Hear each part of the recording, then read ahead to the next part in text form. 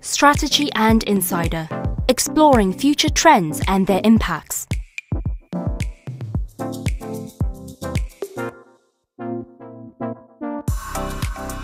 Welcome to the Strategy and Insider podcast. Thanks for tuning in to this new episode. I'm Thomas, the host of this podcast and a partner at Strategy End, which is PwC's strategy consulting business. With me today is one of the most successful and influential investors of healthcare and digital ventures worldwide. He is a perfect match for this podcast, in which I discuss the latest trends and most innovative developments around the future of health. That is why I'm more than thrilled that he agreed to come onto the show, and I can't wait to actually start today's conversation. My guest is Christian Angermayer, a serial entrepreneur and investor with a business portfolio of more than 100 tech companies in Europe, North America, and Asia. He manages his ventures via his family office called Apeiron Investment Group, with currently over $2.5 billion under management and a team of more than 50 people across 6 international locations. Apeiron is engaged in everything from startup funding to large-scale growth rounds, as well as even investments into listed companies. The investment firm is active in life sciences, fintech and crypto, future tech and experiences, natural resources and clean energy, as well as the hospitality sector. Christian himself is what you can easily call a self-made man, having started his career at a young age by building his first company even during high school. In the 1990s, when he studied economics at the University of Bayreuth in the south of Germany, he founded an investment company with 2 partners, which had more than 40 companies under management. And in 2012, Christian started the Apeiron Investment Group, and 7 years later, in 2019, he also founded Preside Capital, the flagship venture capital fund for Apeiron. But he's not only a serial investor, as he also built his own biotech companies, such as RiboPharma in 2000, which focuses on RNA interference therapeutics for genetically defined diseases, as well as Atai Life Sciences in 2018, which is a company that is active in mental health drug development. Apart from these business activities, Christian is also an active voice in societal as well as political discussions, being a young global leader of the World Economic Forum, being an advisor to President Paul Kagame of Rwanda, and also a founding member of President Macron's Scale Up Europe initiative, amongst other things. So, coming back to our main topic, healthcare, there, Christian's focus lies on longevity and mental health, as well as on what he describes the theme of happiness. And despite the fact that it might sound a bit cheesy, but happiness is indeed right on cue, because I'm more than happy to have you, Christian. Really big thanks for taking the time and being with me today. Well, thanks for having me. And with all that intro, we need to live up to it. That's a very high bar. Hopefully we don't disappoint, but I'm going to try my best. It's all fact-based, so that's why it's all the truth, right? But yeah, you managed to achieve all that despite still not being at a very high age. So it's really, really impressive. Hey, while your family office, probably let's start there, is active in a number of fields, as I mentioned in the intro, it is, to me at least, very evident that you have a particular affinity to healthcare, as you also have found your own biotech companies. And recently, your investment group has also been focusing on longevity and psychedelics. Actually, have you ever considered pursuing rather a career as a doctor or a healthcare professional instead of becoming ultimately a founder and an investor? That's a good question. Nobody has ever asked me that. There was a moment, but just a small one in high school where I was like, oh, doctor could be also interesting. But I kind of always knew, if I go back since I'm really, since I can remember, the first memories are when I was 6 years old. At the end, I always wanted to be an entrepreneur. Even I had a moment when I wanted to be a teacher, but then I turned that passion of explaining things and teaching things into a business, which was kind of my first business. I always call it a semi-professional business because I was 14. Yeah, but I had started a tutoring company and employed actually 10 people, every weekend, other students, teaching younger pupils. But anyway, so literally always when I thought about something else, then I came always back, or like, no, I actually want to be an entrepreneur, but I can include that kind of, let's call it sub-passions, like, oh, I was always very interested in science and in health. But again, I was always very interested in, or a passion for teaching things. Like, that's why I'm here on the podcast. I like to talk about things like, but like the overarching thing always was being an entrepreneur. And next to that overarching entrepreneur thing, I think what also describes you is that you're full of interests, it seems, because next to your role as a founder and investor, you're also an art collector and even a movie producer. And your art collection, I learned, consists of ancient artifacts which portray the importance of psychedelics for human history. And in the movie business, you also have an impressive track record of more than 20 films that you produced as a producer already. You stated, I read that recently, that the arts do play a significant role in making us happy, which reverts back to the theme of happiness that I was quoting before.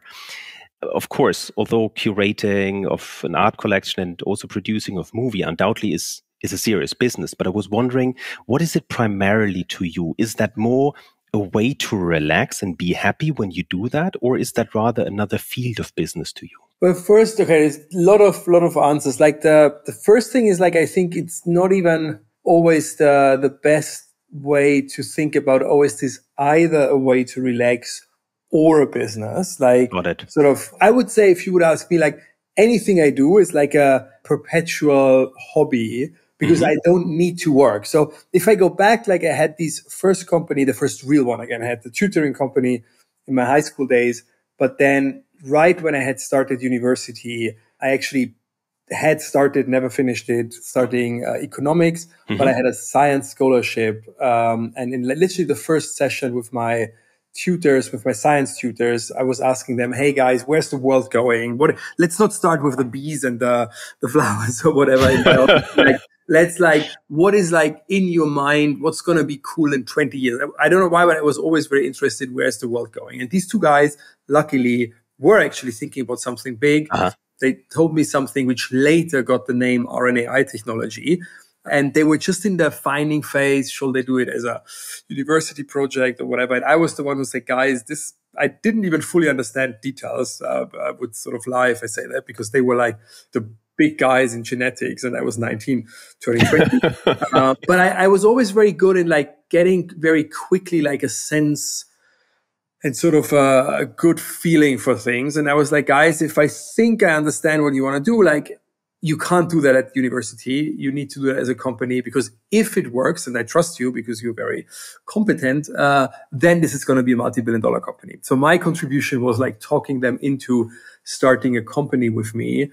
Or actually they turned around and said, have you ever done a company? As I said, a semi-professional company, the tutoring one. I was like, yeah, sure. Like, I was always very self-confident. And so we started it together. And again, I was like, okay, first of all, and it sounds simple, but I know it's hard if you're working for a company, whatever, but I think everybody should sort of strive a little bit to see or structure their life that way. It was like, I just want to do things which personally excite me, because why not? Like, why would I do things which are not exciting? Again, if I don't have to do it, but I want to do it. I see my life as one giant sort of hobby or work of passion.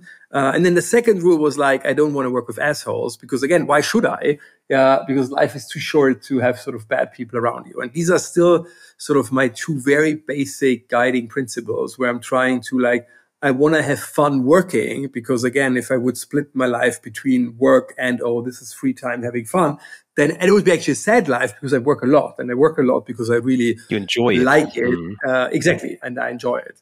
Having said that, I also think, and it's maybe more like, at least at the scale, it's more a German sort of thing, which I never liked, is like that people always try to pin you down and like, oh, you need to focus and whatever. And by the way, there might be people who really want to focus. Yeah, I think it's more like a question, what's your nature, whatever. But like, I was always interested in a lot of things. Like, so literally the scholarship I had, which actually made me meet these two biotech guys, was called like a scholarship like for highly gifted students with an interest in literally everything, because I was very lucky. Like I had very good grades, literally the best of the very, in every single subject, because I didn't really want to decide. I loved languages like Latin, equally to math, equally to science, whatever. So, and I found with being an entrepreneur and investor, I found a great platform to sort of live out and sort of live my passions and my various interests. And taking that whole answer one step higher, and we talked about this theme of happiness, and also a little bit you touched based on psychedelics as a sort of what we're working for as mental health treatments. But like one of the big underlying and important things which help people to be happy, or where you need to start, is starting to really know yourself and sort of know what makes you happy and not. And while this sounds very simple, I think one of the big tragics of our Western lifestyle is that from the day on we're born, we rather are pushed into certain roles and like how other people see us and want us to be. And then, as I said, like, oh, you need to fit in, and like, can't believe how much I heard in my life. Oh, you need to focus and you need to just do one thing. Why are you doing biotech and crypto and movies? And I was like, why not?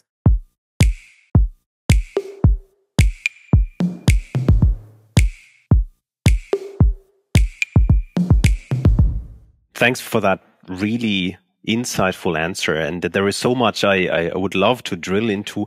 But coming probably also to your family office, Apeiron, that stems, I learned from the Greek, and I never had Greek at school, Apeiron. Yeah? I'm surely pronouncing it wrongly now, which means, however, without end, and can also be translated like unlimited, boundless, or infinite.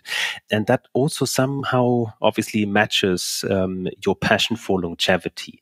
Can you allude a little why you are interested in this topic, and also probably share a bit, does that also somehow influence your personal life? So many deep questions. By the way, first of all, it's like a nuance, because you said it right in the Greek word. So it's Apeiron, because Apeiron is a mythical horse. I think of either Hercules or Perseus. And Apeiron indeed is sort of the infinite, boundless. Meaning, first of all, I like the word. I'm very geeking out over Greek and Latin, and I loved it in high school. But then also, again, it sort of is a good symbol or a good transcendent meaning for. In general, I have a very positive view on the world. Everything is abundant. We just need to sort of have the right attitude. So I'm always the glass is half full guy and optimistic. Like, and when it comes to longevity, meaning indeed, like this is one of the themes where indeed sort of the infinite plays out. Like I do believe that meaning we with the work we're doing at Apeiron, but in general, we as humanity, because also other people and companies work on it, we will be able to prolong human lifespan gradually. It's not going to be that you wake up and you read, oh, Christian made it and we're all going to be 200 now. But I think over the next 20, 30 years, we're going to push human life expectancy gradually. And even already our generation, definitely the generation of my godsons or whatever, who are 10, 12, 14, will be able to live some 100 years. When checking your website, you also have quite a couple of bold statements actually talking about in the next 10 to 30 years, there will be a healthy human lifespan towards several hundred years, even signs of rejuvenation or turning back the signs of aging, and also describing aging as a disease, which in our terms we would call kind of a bold and unafraid statement. What makes you kind of confident that humans can actually live for 100 is not unheard of, but 200 and plus years? Well, it's not even like, I don't think it's so bold, but I know I can see how people see it. Yeah, because it's not like that I'm just, make up these numbers or whatever. It's like when I look at our biotech portfolio, and a big portion of it is in that field, what you would call longevity science. And then even in other sort of companies I know of or we work together with, because biotech is a very friendly industry. So I can see that there are many, many therapies and new modalities in the making. So not just, we hope we're going to find something. No, it's really like stuff which is not yet ready yet for commercial use, but which is on, right, for the people who know biotech, like you have preclinical and then phase 1, 2, and 3. And there are drugs which are in phase 1 or 2, which will help pushing life expectancy, full stop. Mm-hmm. And then the important thing is, again, I said it, but I want to say it again, because there are the two things where people are sometimes emotionally pushing back on that or don't believe it, that A, it's the notion that there will be these one day and they're going to wake up and then the headline is Christian made it and now we're living 50 years longer. And that's not going to happen. But what's going to happen is that we and others going to find a multitude of new treatments, which all together will push life expectancy gradually. So it's going to be 1 year more and another year more and whatever. But definitely, I'm very convinced of, in the next, let's say 10 to 15 years, we're going to have this one magic year where we're going to win more than 1 year of life expectancy. So meaning more than the one calendar year we lost. Mm-hmm. And from that, it's called aging or longevity escape velocity. So from that 1 year on, where we lose one calendar year, but win more than that in life expectancy, practically it's like a rat race. We can go on forever, but forever, we can come to it in a second, there will be an end, but we can go on for a very long time, but we just add more life expectancy than the time we lose. And then obviously, if you look at biotech, by the way, people realize much more when they look at their phone, for example, you have exponential growth. It's not linear. It's not every year the same, but now with AI, by the way, biotech drug development will accelerate in an unheard way. You might not feel it in biotech immediately because there is a gap of 10 years between new science and that science coming to market. Yeah. But then you're going to see it and then you're going to see it exponentially. So anyway, so it's going to be a gradual sort of shift, but I think we're going to come into this positive escape velocity and then we can go on for a very long time. Do I believe it's going to be forever? No, because statistically everything has to end somewhere. And I always jokingly say, if we live long enough, that solar system will end. Yeah. But by the way, already earlier, I believe as long as we stay fully human, that is another discussion. How will we change mentally from our sort of psychology, whatever? But if we stay from a mental setup as we are now, let's call it humans, I think we want to die somewhere. I think the finite experience of life is part of our human condition. But who tells us that this is not in 200 years instead of 80 years? Sure. But what I believe is again, if we stay fully human and not change our brain, which is another discussion, then I think there comes always the point where people will say, you know what, I had enough. I want to die now. And I think we, as a society, we have to completely change. And again, sooner than we all think, the view we have on dying and on self-chosen death, whatever, because we can't force people to live till 200. People might want to check out earlier. And interesting enough, I mean, I'm also, me personally, but we also as a practice within the firm, at least, we absolutely believe that the future of healthcare will be much more people-centric and preventative, enhancing, personalized, and whatsoever. And I do believe that innovation will immerse a lot around the preventative field. And as of such, we have also been recently doing a societal survey in Europe, the US, and Asia, have been asking, amongst others, those people whether they would be preventing and why would they preventing. And they gave some very interesting answers, because there wasn't kind of a Gauss curve saying, I want to either extend or want to live my best life in the given period. So it was not kind of a Gauss curve that you would normally expect, but the two extremes had almost 50% of all the answers. Half of the people have been saying, well, I want to extend my life as much as possible and do everything possible to extend it. And the other part said, no, I don't want to extend, but I just want to be in the best health shape ever possible and have the best life ever, regardless of whether it's long or not. So it's kind of not the one person or the one persona that you would cater for. But it's kind of a weird question because it's both true at the same time. Meaning, by the way, I think another misperception is that a lot of people who are asked that question subconsciously believe that they're going to be in a very bad state just for longer. So they know like a 90-year-old auntie and she's in bad condition, bound to the bed, whatever. And in their mind, they're like, oh shit, we're just adding another 10, 20 years to that life. And nobody wants that. So Fair enough. What is very important is life extension and sort of health span, like go hand in hand. Like we cannot prolong life, like just technically, without not actually rejuvenating it, because it's all intertwined. So, and when you turn the question around and say, look, I can't even imagine that there is anybody, if I ask you the question now, look, by the way, you will have the option in the future that you live till whatever, 100, 200, in the same state you are now. And by the way, I always emphasize it's an option. If you don't want it, that's my whole point. If people don't want it, they have to be allowed to check out.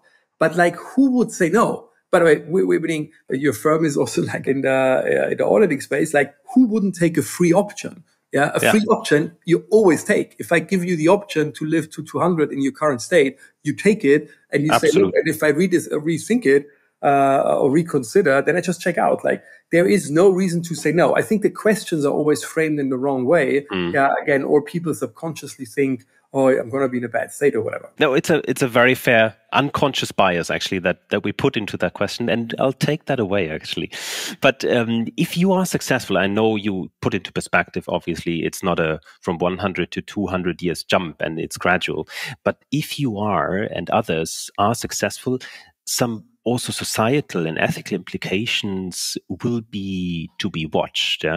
Things like food supply, enough living space for people on Earth, because we're not stopping to get children, I guess. So, I mean, this needs to go hand in hand. Is there also kind of discussions amongst your companies and food supply, living space, whatsoever, suppliers to bring that kind of in a perfect kind of togetherness?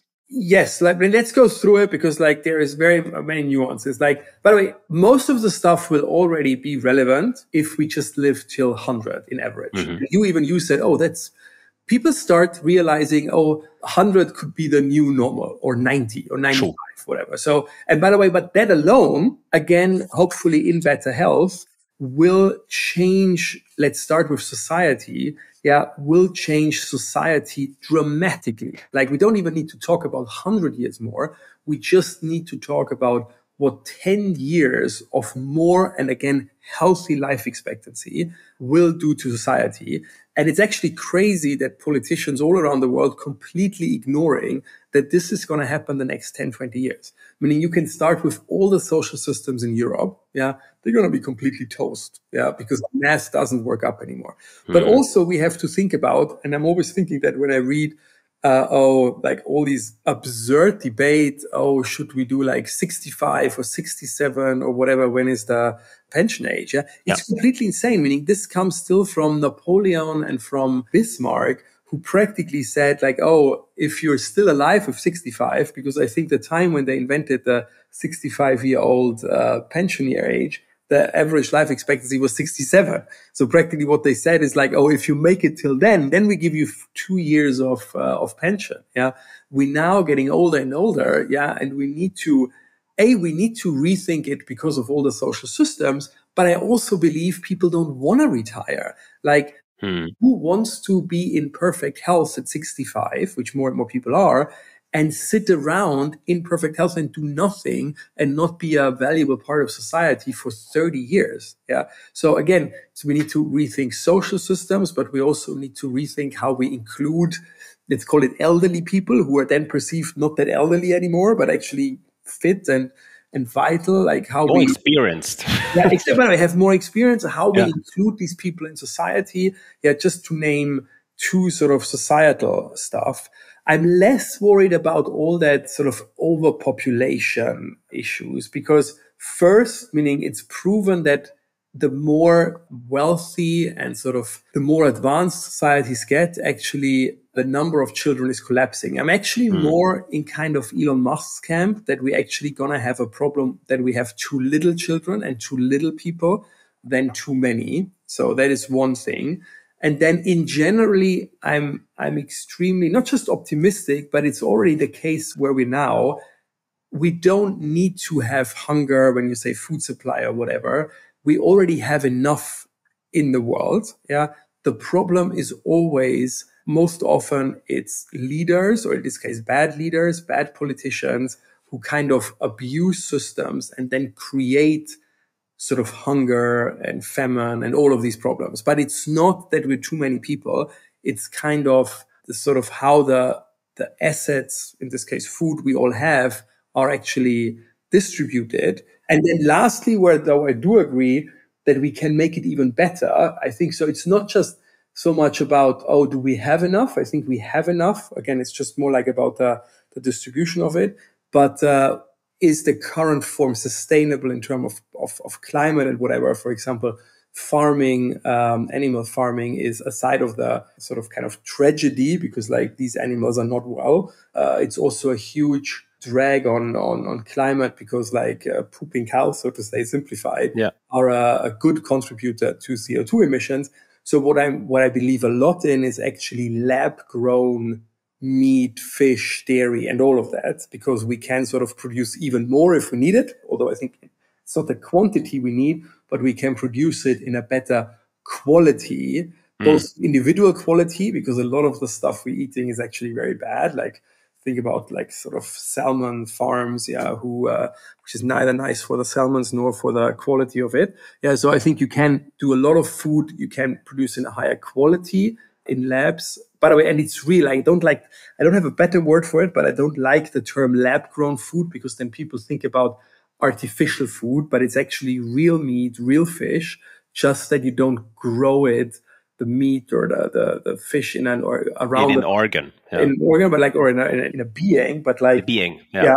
At the end, you could say a cow is nothing else than a bioreactor with maybe a soul, or at least a consciousness. Yeah. And if we can remove the wholesome being and just have the same processes in a bioreactor, you come to the same outcome, and you practically spare animals a lot of pain, and at the same time have more of it at a higher quality. So I'm a big fan of that.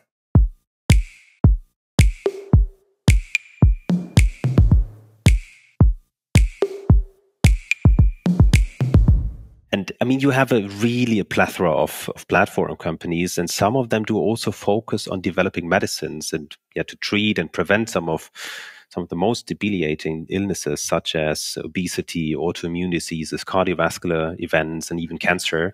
I'm myself a medic by training. I know that there is also biochemical kind of linkages between many of them, but you have kind of a very ambitious goal to develop interventions that treat specific diseases first, to then use them as a preventative measure to improve overall quality of life as we age, and use that as a preventative measure.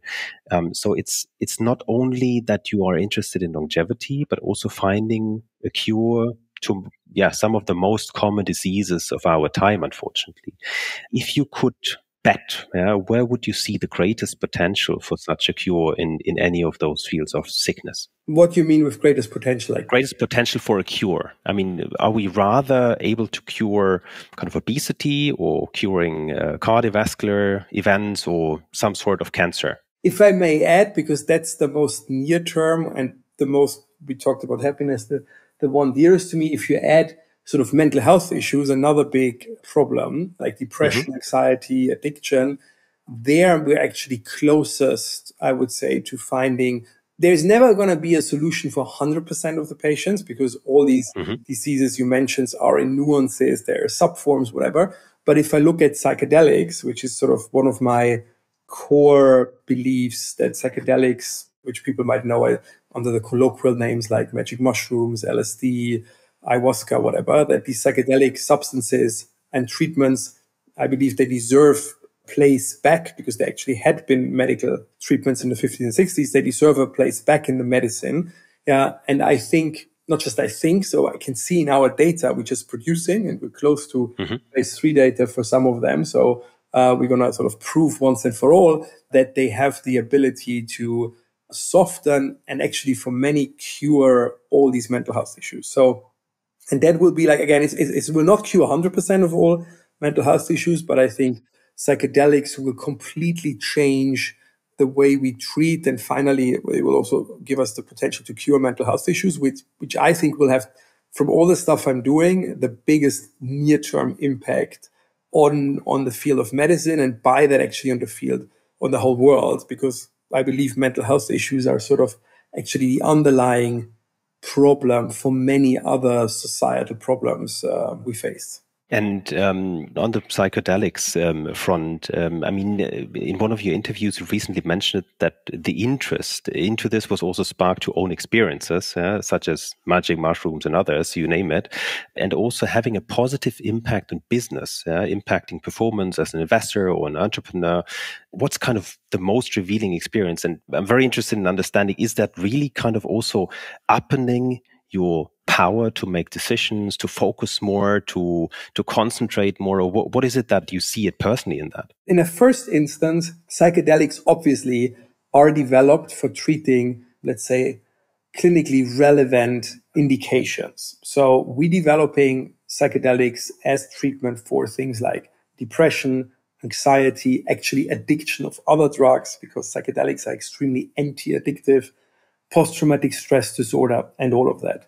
That is already in itself, it's a huge market, unfortunately. Like more than 1 billion people globally have clinically diagnosed mental health issues, which, by the way, means because mental health, unfortunately, is still a very stigmatized group of issues, that much more people than these 1 billion really have it. And there are still, unfortunately, a lot who don't dare to seek help. That what is sort of kind of clinically defined as an issue is already the biggest market out there. By the way, if you have a treatment like psychedelics, which our studies show, and hopefully the final ones in phase 3 as well, that they practically, if taken under medical guidance, that's super important when people are listening like now.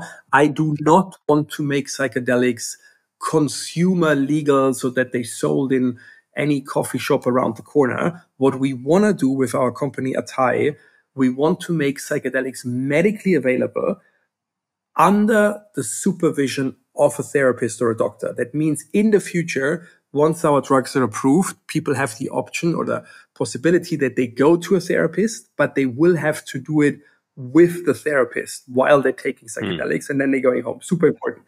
But important, yeah. But once that is available, why wouldn't people say, you wait a moment, I'm going through a stressful phase in job. I'm going through a stressful phase in my marriage or whatever. Like I think we all know a bit, oh, this is now a time I need to be very careful with my mental health. Yeah. And instead of waiting and hoping that you don't get depression, but clearly knowing kind of I'm going through a risky phase in my life, why wouldn't people go ex ante, before something bad happens, before you develop a mental health disease, to a therapist and say, you know what, I'm kind of going to a stressful period. I want to do a psychedelic therapy because I don't want to get depression in the first place. Got it. So that is already sort of thing. And then the second step, because you asked me, and I said it in many interviews, that I think psychedelics made me a better entrepreneur, a better investor. There is one side effect, positive side effect of psychedelics, which I think will lead to literally most people, give it some years, the vast majority of people seeking a psychedelic therapy once or twice a year, is the following. Like roundabout at the age of 30, our brain starts aging. Luckily, the very bad stuff like Alzheimer's, dementia, and all of that comes at sort of very later. But like what people underestimate, that roundabout with the age of 30, the same like your body is aging. People know it and say, oh, when I'm 40, I can't put muscles on, whatever. Like you see it, like a 40, 50-year-old body is different from a 20-year-old, but the same, you just don't see it, is happening to your brain.